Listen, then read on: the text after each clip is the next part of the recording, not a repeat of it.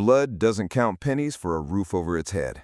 That's what my mother told me, her voice heavy with that disappointed sigh she uses whenever she thinks I'm letting money get in the way of family.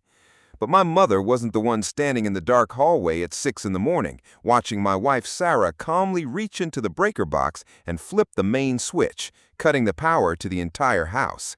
Sarah didn't scream, she didn't slam doors, she just stood there in the sudden silence, her face completely blank, and whispered into the dark, "Time's up." I'm Carter, 38. I'm the floor manager at a commercial truck repair shop. It's heavy, dirty work. I spend 10 hours a day on cold concrete floors, wrestling with frozen diesel engines, coming home smelling of old transmission fluid and burnt metal. The grease gets so deep under my fingernails that no scrub brush can ever get it all out. I make enough to keep us afloat, but in today's world, we are one bad month away from trouble. Sarah is 36. She handles bookkeeping for a few local businesses from a small desk in the corner of our bedroom. She's quiet, methodical, and needs absolute order to track her numbers. We have 2 kids. Brody is 10 and Lily is 7. We bought our house 3 years ago. It's a modest, single-story brick home with a small patch of green grass in the front yard and a rusted metal swing set in the back. The mortgage is $1,650 a month, including escrow. That number represents every extra hour of overtime I take, every night Sarah stays up late balancing ledgers, and every sacrifice we make to give our kids a stable life. That house is our sanctuary. When we lock the front door at night, the chaos of the world stays outside. Or at least it used to, until my younger sister decided our kindness was a blank check. My sister, Leah, is 29, but she lives in a world where bills don't exist. She calls herself an energy healer. What that actually means is she works a few shifts a week at a vegan cafe until a manager asks her to show up on time, at which point she quits because the environment is stifling her soul. In March, her landlord finally evicted her. She hadn't paid rent in 2 months because she used that money to fund a silent meditation retreat in the mountains. A grown woman with 0 savings spent her housing money to sit in silence while her lease ran out. The phone call from my mother, Eleanor, came exactly when I expected it. My mother has spent her entire life placing cushions under Leah's feet so she never feels the hard floor. "Carter, she's your only sister," my mother cried, her voice cracking over the line. "Just 1 month, just 30 days until she finds her footing. You have the house. Don't turn your back on her." I should have said no right then. But Leah has a way of being fiercely, annoyingly likable when she needs a favor. She brought the kids little polished river stones, sat on the rug with Brody to build Legos, and braided Lily's hair. Sarah looked at me, saw the exhaustion in my face, and relented. She has a soft heart under that sharp, mathematical mind. We sat Leah down at the kitchen table that night. I didn't mince words. 30 days, Leah. April 1st, you leave. You don't pay rent, but you clean up after yourself. You respect the kids' school nights, and you look for actual work. No exceptions. Leah smiled, her eyes wide and wet with gratitude. "Brother, I swear you won't even know I'm here. I just need a moment to breathe and realign." She moved in the next afternoon. She brought 4 canvas duffel bags, a box of tarot cards, and enough organic herbal teas to stock a grocery store. She took over the small guest room, and for the first week, things were quiet. I actually believed we could make it to April 1st without any blood being drawn. I was wrong. By the 3rd week, the atmosphere in the house had shifted from an uncomfortable truce to a slow burn. The real trouble started on a Tuesday. I walked in after a 12-hour shift, my lower back screaming from leaning over the engine bay of a Mack truck all day. The first thing I heard wasn't my kids. It was a sharp, grating shriek that made the hair on my arms stand up. In the corner of our dining room, right next to the sideboard where Sarah kept her grandmother's china, sat a massive iron cage. Inside was a large lime green parrot pacing back and forth on a wooden perch. On the floor beside it were 3 heavy gray plastic sacks leaking a dull wet moisture onto our linoleum floor. Then a man walked out of our kitchen, holding one of our good ceramic mugs. He was tall, thin, with long hair tied in a loose bun, wearing an apron smeared with dry mud. This was Hunter, 32, Leah's boyfriend. He called himself an independent ceramicist, which was a fancy way of saying he lived off his parents while making misshapen bowls nobody bought. "Hey," Hunter said, taking a sip from my mug. He didn't offer a handshake. "You must be Carter. Leah told me you wouldn't mind. My studio basement flooded last night, ruined half my kiln. I just need to park my materials here for a second." I stood there, my boots still caked in garage grime, looking from him to the bird, then to the leaking sacks of raw clay. Leah came out of the guest room right behind him, her hands raised in a placating gesture. "Brother, please don't start," she whispered, pulling me into the hallway. "It's an emergency. The universe threw a wrench in his work. He's my partner, Carter. We share the same spiritual path. It's just for a few days until his landlord pumps the water out." "The deal was you, Leah," I said, keeping my voice low so the kids wouldn't hear. "Just you. Now you've brought a man, a bird, and literal mud into my house?" "It's not mud, it's stoneware clay," she corrected, as if that made a difference. "And Blue, that's the parrot. He's very sensitive to environments. He just needs a quiet corner. Don't let negative energy ruin this. We're family." Sarah came home from picking up the kids 20 minutes later. She stopped at the threshold of the dining room, her eyes locking onto the bird cage and the damp sacks on the floor. She didn't say a word to Leah or Hunter. She just looked at me, a long, steady gaze that translated to, "Fix this." I promised her I would. I told myself it was only for a few days. But that's the thing about people who don't respect boundaries. If you give them an inch, they don't just take a mile. They move in and bring their baggage with them. The shared bathroom was the first casualty. It's the small bathroom down the hall that Brody and Lily use every morning to get ready for school. One Wednesday, Brody came into our bedroom, his toothbrush in hand and his face twisted in confusion. "Dad, the sink is full of gray mud." I walked in and found the porcelain lined with a thick, slimy film of stoneware silt. Hunter had been using the basin to wash his throwing buckets and clay rags. The drain was choked completely, bubbling up sluggish, sour-smelling water. When I confronted him in the kitchen, he didn't even look up from his phone. He just waved a hand. "Relax, man. It's just earth. It's organic. It'll wash down." It didn't wash down. I spent 2 hours after a 10-hour shift kneeling on the tile floor with a plastic plunger, pulling up handfuls of wet, heavy gray sludge and hair, my knuckles scraping against the pipes. Then came the smoke. Leah decided our home was full of heavy, stagnant vibrations, mostly from my garage clothes, she claimed. She began burning tight bundles of white sage and dried mugwort at all hours. She would walk through the hallways, eyes closed, waving the smoldering sticks until the air was thick and gray. The smoke didn't clear any vibrations. It just got trapped in the low ceilings and sucked into the air vents. Sarah sat at her desk in the corner of our room, her eyes red and watering, trying to audit a ledger for a local logistics firm while coughing into her sleeve. "I can't breathe, Carter," she said one evening, her voice dangerously quiet. "I can't see the numbers when my eyes won't stop stinging." I went out and told Leah to put it out. 10 minutes later, I smelt it again, creeping under our door like a fire we couldn't extinguish. But the worst part was the parrot. Blue wasn't a majestic tropical bird. He was a loud, aggressive green terror. Hunter hadn't taught him parlor tricks. He taught him how he spoke when he was frustrated. The bird sat in its iron cage in the dining room and screeched harsh, ugly profanities whenever someone walked past. My 7-year-old, Lily, stopped going into the kitchen alone. She would stand at the edge of the hallway, clutching her stuffed rabbit, waiting for Brody or me to escort her past the cage. One afternoon, Lily's second-grade teacher called Sarah. She said Lily had refused to eat her lunch and had spent recess hiding under the slide. When asked why, my daughter told her that a monster lived in her dining room and she didn't want to go home. By the end of April, the financial reality hit us like a brick. The utility statements arrived. Our water bill had nearly doubled from Hunter's clay washing and their endless steaming 40-minute showers. Our grocery budget was entirely wiped out. Sarah kept a backup debit card in the kitchen drawer for emergency household supplies. Hunter had found it.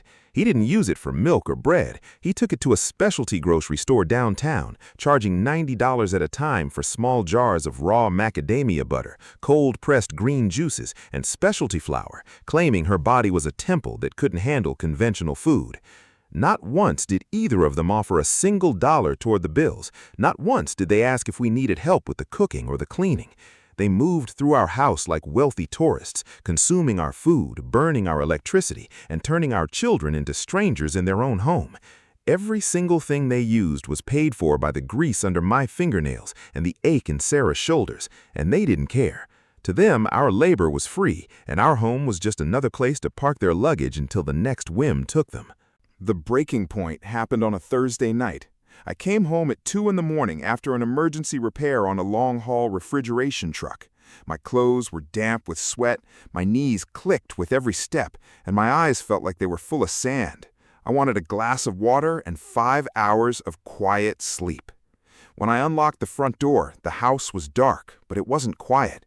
The parrot gave a low, raspy click from its cage in the corner. I turned into the living room and stopped. The coffee table and armchairs had been shoved haphazardly against the walls. In the middle of the floor, Hunter was sitting cross-legged under the dim light of a single floor lamp. He had laid down a thin piece of plastic, but it had bunched up under his knees. He was kneading a massive, wet lump of gray clay directly on top of the large, cream-colored sheepskin rug that sat in the center of the room. That rug was the only luxury item we owned. It was a gift I bought Sarah for our 10th anniversary. I had saved money from side jobs for 6 months to surprise her with it, and she kept it immaculate. Now the heavy gray mud was smeared deep into the thick wool fibers, turning the cream into a dirty, wet slush. Hunter didn't look up. He just kept digging his palms into the clay. The humidity in the kitchen was wrong. The clay needs a cool floor to dry properly. I couldn't even speak. The anger felt like a physical weight pressing down on my throat. I walked past him into the kitchen to find a rag, and that's when the second blow hit. Leah had taken my espresso machine, the one piece of electronics I cared about, which Sarah and the kids had saved up to buy me for my birthday, and removed the fine mesh filter. She had packed the metal basket with loose dried roots and bark, forcing the machine to pump boiling water through it. The pump was making a high-pitched dying whine, and a dark, sticky liquid was leaking out of the plastic casing, pooling across the countertop.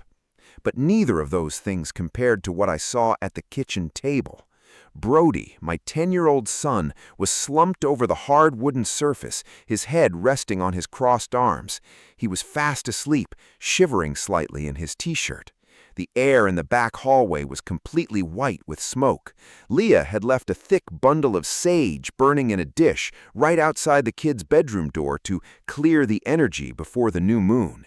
The smoke was so thick it made me cough immediately. My son couldn't breathe in his own bed, so he had retreated to the kitchen table in the middle of the night. I stood there, looking at my son's small, shivering shoulders, listening to the dying whine of the coffee machine and the soft, rhythmic thud of Hunter's hands on our ruined anniversary rug. Something shifted inside me. It wasn't a sudden explosion. It was the feeling of a heavy iron gate swinging shut. I didn't yell. I didn't shake Hunter by his collar. I walked over, gently lifted Brody into my arms, and carried him into our bedroom. I laid him down on the mattress between Sarah and me. Sarah woke up, saw the smoke on my clothes and the look in my eyes, and didn't ask a single question. She just pulled the blanket over our son and stared at me in the dark. The tolerance was gone.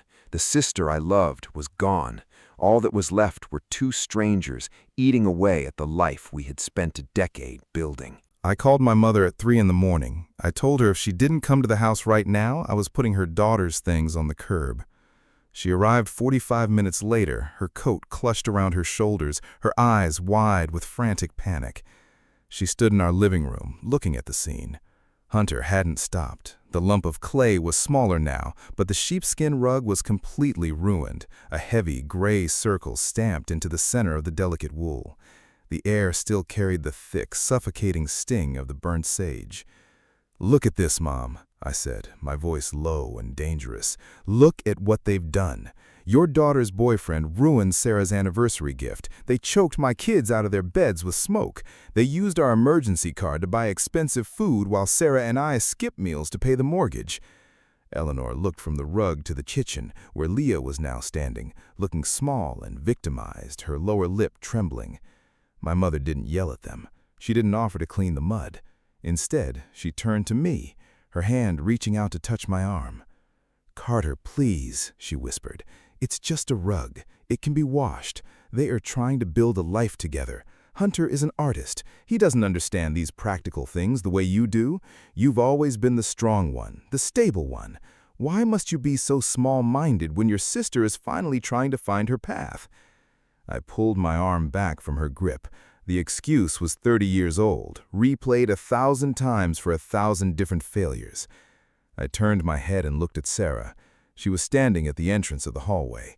She didn't look angry anymore. The heat of the argument hadn't touched her. Her face was completely still, her eyes reflecting the cold gray light of the oncoming dawn. It was the look of someone who had reached the absolute edge of a map and decided there was nothing left to negotiate. In that silence, the last chord snapped. My mother was never going to wake up. Her blind spot was permanent. I looked at the woman who gave me birth, then at the woman who shared my life, and I made my choice. At 6 in the morning, the house was a tomb. The air still tasted faintly of burnt sage and wet dirt. My mother had fallen asleep in the armchair, her coat still pinned around her shoulders. Leah and Hunter were curled up on the sofa under a pile of our blankets. Sarah got out of bed first.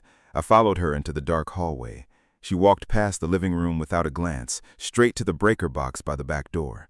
Her hand was steady as she reached in and flipped the main switch. Click. The low hum of the refrigerator died. The green light on the internet router went dark. The house fell into a heavy, dead silence. Next, she went out to the side yard. I watched through the window as she knelt by the main water meter, took the heavy iron wrench I keep in the shed, and twisted the valve until the pipes groaned and stopped.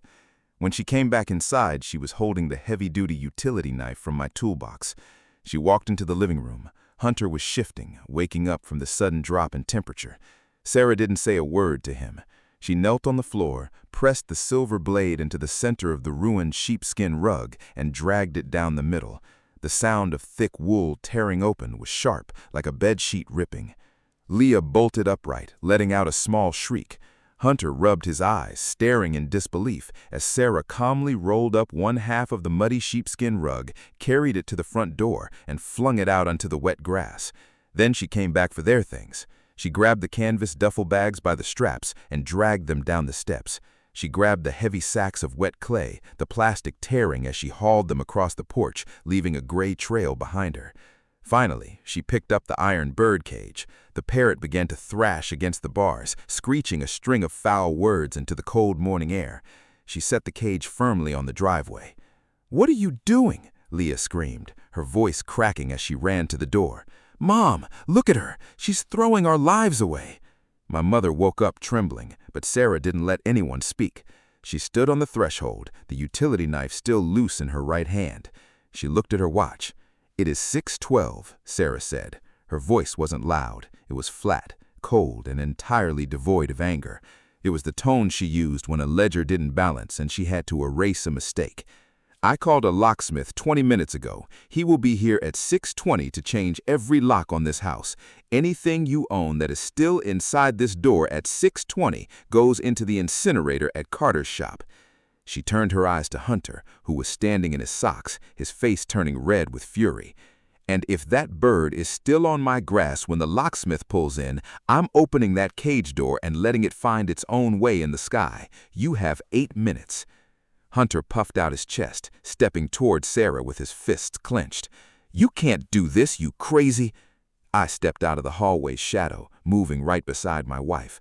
I'm 6'2", with shoulders built from 20 years of lifting truck axles and breaking rusted iron. I didn't say a word. I just looked down at him, my hands, still stained with black engine grease, hanging loose at my sides. Hunter stopped.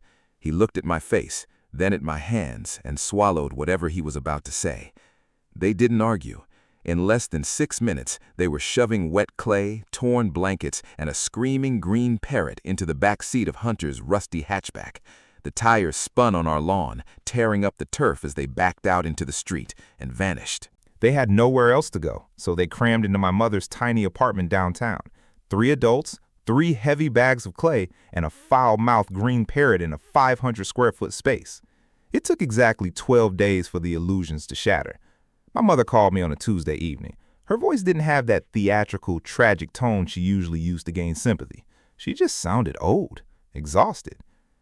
"Carter," she whispered, her voice trembling over the line. "The bird bit through the silk curtains your aunt gave me. And Hunter, he washed his throwing boards in the bathroom tub. The main drain clogged and the water leaked into the apartment below us. The building manager is fining me $900. I sat on our back steps, watching Brody and Lily chase each other through the yard. The grass where Hunter's car tore up the turf was already growing back green and thick. I felt a faint pang of pity for my mother, but it didn't reach my chest. "I'm sorry, Mom," I said quietly, "but you told me yourself. Flesh and blood don't count pennies." I didn't wait for her to cry. I just ended the call. Leah hasn't spoken to me since that morning. I miss the sister I grew up with, the girl who would ride on the handlebars of my bicycle through the gravel alleys behind our childhood home. But I've accepted that she doesn't exist anymore. She chose a life built on smoke and stolen comfort. I didn't throw away the rest of the ruined anniversary rug. I took the utility knife, cut a clean 6-inch square out of the section stained with that heavy gray clay, and nailed it to the wooden beam right above my workbench in the garage. Sarah found me staring at it a few nights ago while I was wiping the grease off my wrenches. She leaned against the door frame, a small, knowing smile on her lips. "Why keep a piece of mud, Carter?" I looked at the dried gray smudge pressed into the white wool. "It's not mud. It's a reminder of what it costs when you wait too long to say no. It reminds me that I don't owe anyone an explanation for protecting my own." Sarah nodded, walked over, and kissed my cheek. Inside, the lights were bright, the kitchen was warm, and the air smelled like garlic and clean linen. Our house belonged to us again.